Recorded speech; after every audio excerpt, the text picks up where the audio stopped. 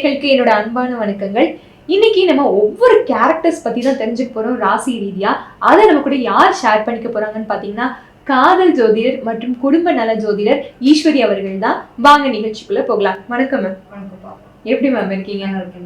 நான் சூப்பரா இருக்கேன் மேம். மேம், ஒவ்வொரு ராசியை பொறுத்து ஒவ்வொருத்தரோட கேரக்டர்ஸ் மாறுமா மேம்? முதல்ல தெரிஞ்சுக்கலாம். அதை நிச்சயமா ஒவ்வொரு ராசிக்குமான ஒரு குணாதிசயம் அப்படின்றது சிறப்பு குணாதிசயம் டெஃபினட்டா உண்டு. Okay ma'am. அப்ப நம்ம ஒவ்வொரு ராசிக்கும் வரிசையா தெரிஞ்சுக்கலாமா மேம்? நிச்சயமா மேம், சிம்ம ராசின்னு அப்படி சொல்லும் போதே அப்படி கம்பீரமா இருக்கு. அவங்கள பத்தி கொஞ்சம் சொல்லிடுங்க மேம். கண்டிப்பா. இந்த கம்பீரம்ன்ற வார்த்தையிலே ஆரம்பிச்சிட்டீங்க கரெக்டா.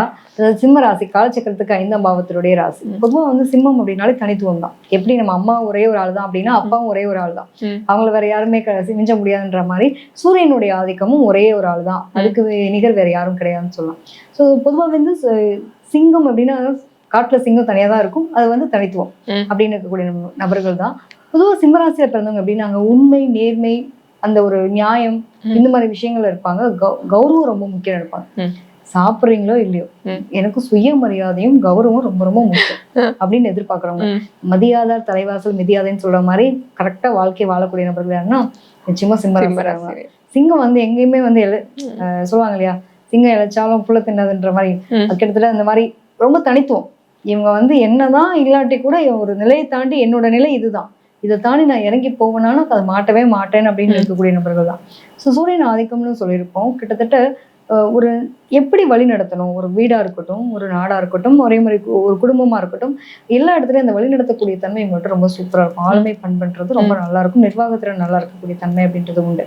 பொதுவாக சிம்மத்தை பொறுத்த வரைக்கும் என்ன அப்படின்னா எதை எப்படி பண்ணணும் அப்படின்றதெல்லாம் கரெக்டா பண்ணுவாங்க. சில நேரங்கள்ல சொதப்பிடுவாங்க. அதாவது தேவையில்லாத வார்த்தைகளை விட்டுறது, மனசை காயப்படுத்திடுறது, இந்த இடத்துல ஒரு பெரிய பிரச்சனைகளை உருவாக்குறது, இது எல்லாமே வந்து எங்களுக்கு சடான நடந்தக்கூடிய தன்மை இருக்கும். இப்போ ஒன்றும் இல்லை, ஒரு வீட்டுல வந்து ஒரு கல்யாணம் பண்ணிட்டு ஒரு பையன் சிம்ம ராசியில இருக்க பையனை கல்யாணம் பண்ணிட்டு வந்துடும். அந்த பிள்ளை என்ன பண்ணும்? எப்பவுமே வந்து கொஞ்சம் ஆல்ரெடி அந்த பொண்ணு வந்து ரொம்ப தைரியமா வளர்ந்த பொண்ணு, கண்டிப்பா பினான்சியலி இண்டிபெண்டா இருக்கு, நல்ல கவர்மெண்ட் ஜாப்ல இருக்கு, பெரிய கொஞ்சம் இதுவா தான் இருக்கு. இந்த பொண்ணை வந்து ஏய் நான் சொல்லதான் நீ செய்யணும் அப்படின்னு அடைக்க ஆள முடியுமா? அந்த பொண்ணுக்கு என்னவோ அது அப்படிதான் இருக்கும். அவங்களோட கேரக்டர், நேச்சுரல் கேரக்டர் சில விஷயம். இந்த பொண்ணு எப்படின்னா எல்லாரையும் மிரட்டி மிரட்டி பழகிடுச்சு. ஒரு கவர்மெண்ட் ஸ்கூல்ல வேலை பார்த்திருக்கு, ஒரு கவர்மெண்ட் எம்ப்ளாயா இருந்திருக்காங்க அப்படின்னா எல்லாரையும் மிரட்டி தான் பழக்கம். இங்க வந்து நீ ரொம்ப சாஃப்டா எனக்கு என்னங்க ஏதுங்க அப்படின்னு கேட்கணும் முடியுமா? அப்ப அவங்களுடைய வாய்ஸ் டோனே வந்து பாத்தீங்கன்னா இயல்பாவே வந்து தோரணையா தான் இருக்கும். இதை வந்து ஒரு பெரிய பிரச்சனையா மாத்தி நீ வந்து பேச வார்த்தை சரியில்லை. இதுல இன்னொரு விஷயம் என்ன அப்படின்னா அந்த ஈகோ விஷயம்னு ஒண்ணு இருக்கு.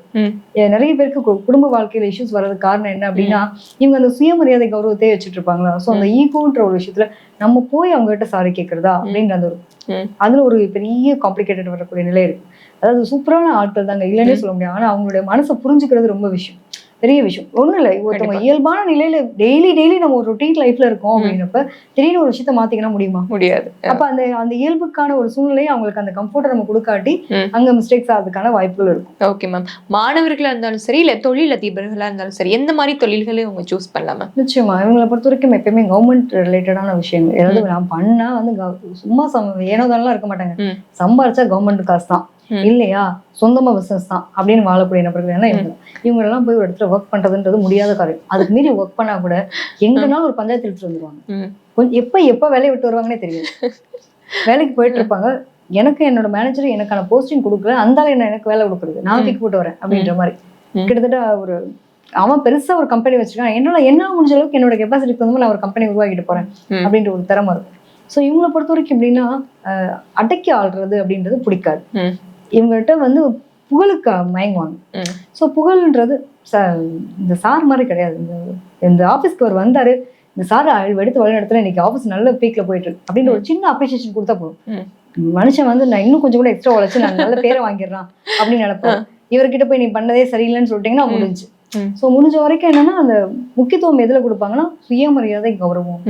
நீங்க கௌரவத்துக்கு மட்டும் ஏதாவது இழப்பு வந்துச்சு அப்படின்னா அது தேவையில்லை. அந்த இப்படிப்பட்ட வேலையும் தேவையில்லை, பணமும் தேவையில்லை, தூக்கி போட்டு வரக்கூடிய நபர்கள். Okay ma'am. குறிப்பா மாணவர்கள் எந்த மாதிரி துறைகளை மேம் சூஸ் பண்ணலாம்? நிச்சயமா இவங்களை பொறுத்த வரைக்கும் எப்பயுமே வந்து ஒரு தனித்துவமான விஷயங்கள். நிறைய பேருக்கு வந்து பாத்தீங்கன்னா ஐஏஎஸ் ஆகணும், ஐபிஎஸ் ஆகணும், அதுவும் பாத்தீங்கன்னா எனக்கு மிலிட்டரி ஆஃபீஸர் ஆகணும் அப்படிலாம் ஆசை இருக்குல்ல, அது சார்ந்த படிப்புகளுக்கான விஷயங்கள். அதுவும் பாத்தீங்கன்னா மெடிக்கல் எம்பிபிஎஸ் மெடிக்கல் சீட்டு எனக்கு வந்து கவர்மெண்ட் காலேஜ்ல தான் படிப்பேன் அப்படின்னு சில பிள்ளைங்க எல்லாம் வந்து வெயிட் பண்ணுவாங்கல்ல.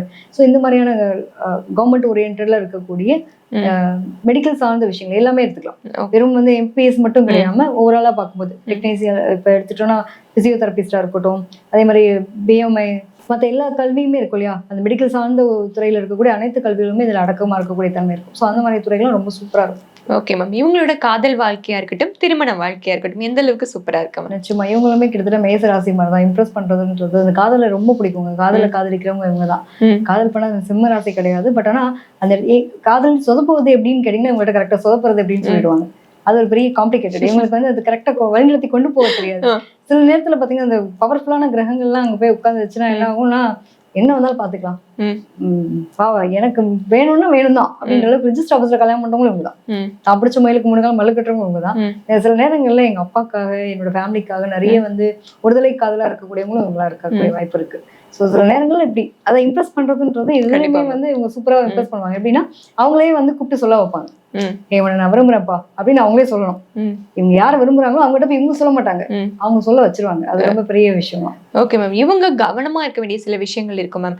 என்னெல்லாம் கவனமா இருக்கணும்?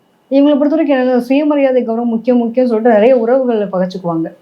அதே மாதிரி என்னைக்கும் ஒரு நாள் முடிஞ்சு போன விஷயத்த இன்னும் யோசிச்சுட்டு வாழ்க்கையில நிம்மதி இல்லை அப்படின்றது, நிம்மதியை தொலைச்சிட்டா இருக்கேன் எனக்கு வந்து நிம்மதி இல்லைன்ற மாதிரி இருக்கும். இவங்க என்னன்னா முடிஞ்சு போன விஷயங்கள் ஓவர் திங்க் பண்ணிப்பாங்க. அதெல்லாம் ஹெல்த் ஆரோக்கியம் இதெல்லாம் பிரச்சனை. ஸோ இதெல்லாம் கொஞ்சம் மாத்திட்டா போதுமானது. முடிஞ்சு போனதை எதையுமே நம்ம மாத்தி சரி பண்ண முடியாது. ஸோ நிகழ்கால வாழ்க்கை என்னைக்கும் ஒரு நாள் ஒருத்தர் சண்டை போட்டு போயிருப்போம், அந்த பங்காளியை வச்சு இன்னும் மனசுல வச்சு தேவையில்லாத ஒரு பம்பு ஒரு இது மாதிரி சொல்லுவாங்க இல்லையா, அந்த மாதிரி விஷயங்களை கிரியேட் பண்ணிக்காம இருந்தாங்கனாலே போதுமானது. ஓகே மேம், இவங்களோட இஷ்ட தெய்வங்கள் யார் யாரு, என்ன மாதிரி கலர்ஸ் யூஸ் பண்ணலாமா? இவங்களுக்கு வந்து சிவ வழிபாடு அப்படின்றது ரொம்ப சிறப்பா இருக்கக்கூடிய தன்மை இருக்கு. பொதுவாக சூரியனார் வழிபாடு, சூரியன் அப்படின்னாலே நீங்க எடுத்துக்கலாம். டெய்லி காலையில எழுந்தோடனே நீங்க சூரியனார் வழிபாடு எடுத்துட்டாலே ரொம்ப சிறப்பு. அது மட்டும் இல்லாம ஞாயிற்றுக்கிழமையில சூரியனை பார்த்து வழிபாடு பண்றது ரொம்ப சிறப்பான ஒரு நிலையா இருக்க முடியும். அதே மாதிரி ஆரஞ்சு கலர், ஆரஞ்சு மைல்டு அந்த மாதிரி ரெட்னு சொல்லுவோம் இல்லையா, அந்த மைல்டு ரெட், பிங்க், இந்த மாதிரி கலர்ஸ் வந்து உங்களுக்கு சூட்டபிளா இருக்கக்கூடிய தன்மை. கண்டிப்பா மேம். மேம் சொல்லது எந்த அளவுக்கு உங்களுக்கு பாசிட்டிவா ஒத்து போகுதுன்னு மறக்காம கீழே கமெண்ட் பண்ணி